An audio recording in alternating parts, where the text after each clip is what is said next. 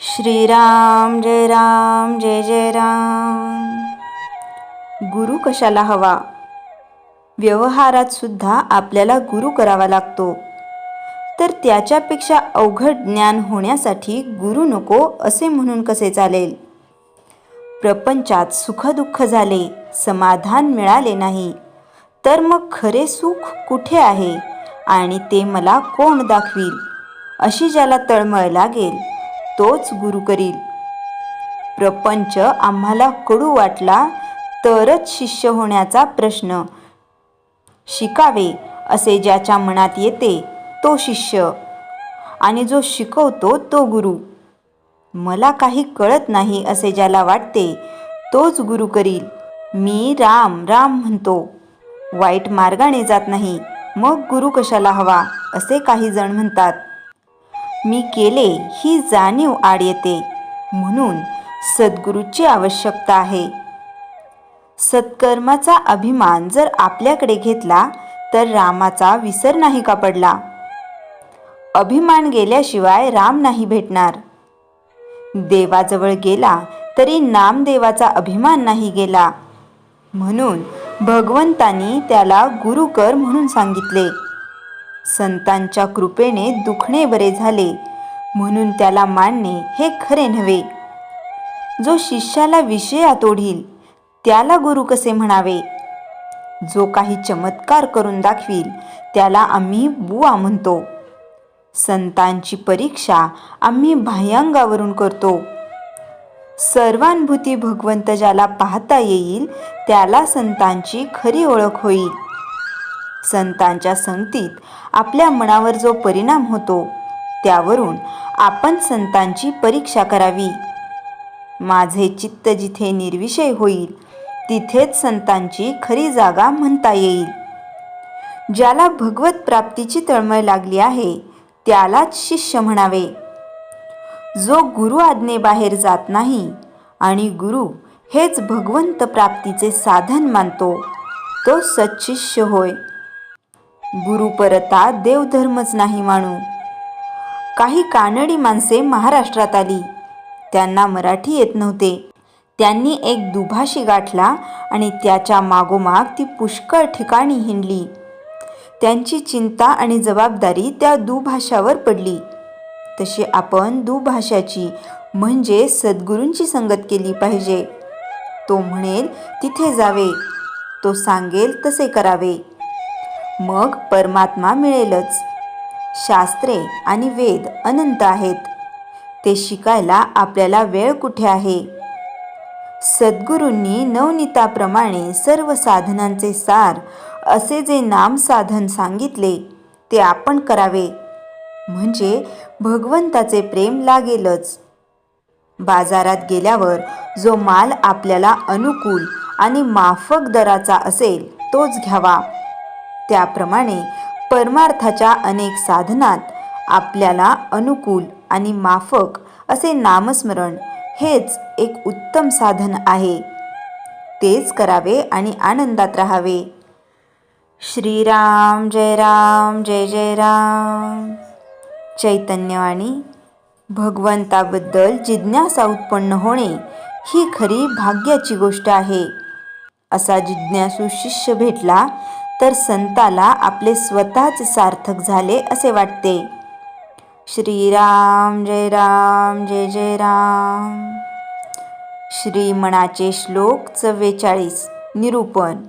मनारे जनी मौन मुद्रा धरावी, कथा आदरे राघवाची करावी. नसे रामते धाम दोडून द्यावे, सुखा लागी आरण्य सेवीत जावे. हे मना, आपले या जन्माचे हित साधायचे तर रघुनायकाविन व्यर्थ शब्द बोलून वाणी शिनवू नकोस. सतत रामाचा निजध्यास ठेव. हे मागील श्लोकात सांगितले ते कसे साध्य होईल? तर 1. वाणीवर त्यायोगे मनावर नियंत्रण. 2. दुष्ट संगत त्याग. वाणीचा संयम शरीर आणि मनाचे बळ वाढवण्याच्या दृष्टीने एक चांगला प्रयोग आहे. गरजेपेक्षा जास्त बोलू नये. इतर वायफळ बोलण्यातून अभिमान बाहेर पडतो. त्यातून कोणाला तरी दुखावले जाऊ शकते, कलह निर्माण होतात. जनी उदंड पाहिले, कळहो करीत राहिले. अनन्य देव भेटला, कळहो तयासी लुटला. कळो करील शब्द रे, अनंत तो निशब्द रे. तुम्ही अनंत का न व्हा, वेवादिता अवासवा. मौन म्हणजे केवळ मुखस्तंभ राहणे आणि मनात सतत संकल्प विकल्प सुरू, हे असले मौन संतांना अभिप्रेत नाही. मनाचे ही यंत्र बंद राहणे, शब्दरूपाने मागचे काही स्मरण नसावे व पुढचे चिंतन नसावे. मनातल्या मनातही निशब्दात येणे म्हणजे खरे मौन. ते शब्द सांडून बैसला तो मौनी म्हणावा भला. वाणीने आवश्यकतेशिवाय बोलूच नये असे आतून वाटणे महत्वाचे. ते साधेपर्यंत बोलावेसेच वाटले तर राघवाचे गुणगान गावे. त्यामुळे चित्त शुद्ध होत जाते, भक्ती वाढते.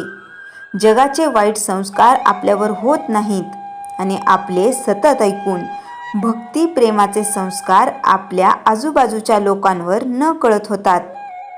नसे राम ते धाम म्हणजे परमार्थाशी प्रत्यक्ष अप्रत्यक्ष संबंध नाही अशा गोष्टी, अशी कार्ये करण्याचे टाळावे.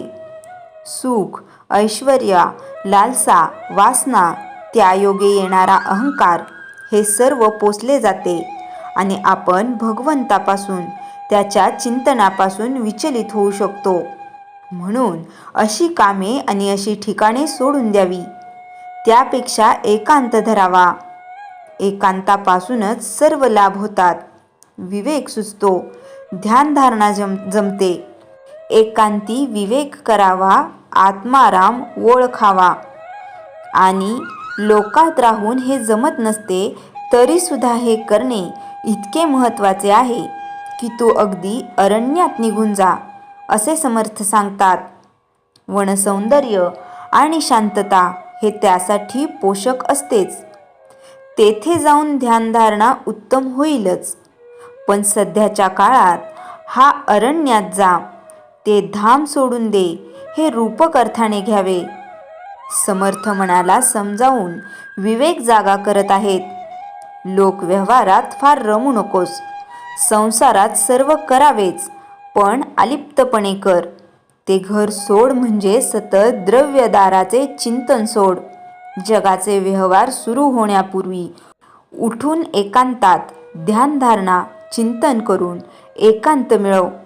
त्यानेच तुझे कल्याण होणार. जय जय रघुवीर समर्थ. श्रीराम जय राम जय जय राम. एकनिष्ठता. भक्ताच्या जीवनात अशी एक अवस्था येते की त्याला दुसरा देव नाही. या एका गोष्टीचा भावार्थ घेण्यासारखा आहे. एकदा तुलसीदासजी मथुरेला गेले आणि श्री लाडलीजीच्या मंदिरात गेले. त्या मंदिरात लहान श्री बालकृष्णाची मूर्ती अशी अतिशय सुंदर आहे. सहज बोलताना श्री ब्रह्मचैतन्य गोंदवलेकर महाराज एकदा म्हणाले की ज्याला भगवंताचे बालरूप आवडत नाही त्याच्यात माणुसकी कमी आहे असे समजा. लहान मुलांचे वागणे, बोलणे, चालणे फार गोड असते. तर श्री तुलसीदासजी मंदिरात गेले, पण ते नमस्कार करीनात. ते एक दोहा म्हणाले, कहा कहूँ छबी आज की भले बने होनात. छबी म्हणजे सुंदर देह. तर म्हणाले, काया रामा, आज काय सुंदर रूप घेतले आहेस. पण लक्षात ठेव की तुलसीदास मस्तक नैव धनुष्यबाण लिओ हात. तू हातात धनुष्य घे तर तुलसीदास तुझ्यासमोर डोके वाकवील. इतके ते रूप आपल्या सूक्ष्म देहात भरून जाते की बाहेर तोच भाव असतो, दुसरे दिसतच नाही त्याला. श्री भीमराव गाडगुळी म्हणून श्री ब्रह्मानंद महाराजांचे पुतणे गदगला राहत. एकदा गदगला श्री नारायणबुवा केडगावकरांना महाराज गेले असताना त्यांची हत्ती मिरवणूक काढली. श्री भीमरावांच्या घरावरूनच ती मिरवणूक जात होती. श्री भीमराव शांतपणे घरात बसून होते. त्यांच्या मुलीने विचारले की तुम्ही ही मिरवणूक का नाही पाहिली? किती लोक पाहावयाला जात आहेत, तुम्ही त्यांना पाहिले नाही. तेव्हा श्री भीमराव तिला म्हणाले, एक नवरा केलाय त्याला धड सांभाळता येत नाही, हा दुसरा कशाला बघू. हे आपल्याला चमत्कारिक वाटते, पण ज्यांची एकनिष्ठता असते ना, ते विलक्षण लोक असतात. मी तुम्हाला असे करा म्हणून सांगत नाही, कारण हे सर्व व्यवहाराला उलट दिसते. आपली अवस्था कशी आहे, आपल्याला खरा सत्पुरुष काय आहे हे कळत नाही. आपण बाहेरून पाहणारा आपली निष्ठा बसलेली असते आणि दुसरीकडे गेल्यावर त्याला धक्का बसतो, तर कसे होणार. महाराज म्हणाले, जरूर जावे दुसऱ्या सत्पुरुषाकडे, पण काका म्हणून जावे, बाप म्हणून जाऊ नये. आणि मागावं काय, तर माझ्या गुरूंच्या ठिकाणी माझी निष्ठा दृढ करा. संदर्भ ज्ञानेश्वरी, प्रा. के. वी. बेलसरे यांची निरूपणे, खंड 2, संकलन श्री प्रसाद वामन महाजन, संग्राहक डॉ. डी. डी. देशमुख, कामठेकर, पुणे. श्रीराम जय राम जय जय राम.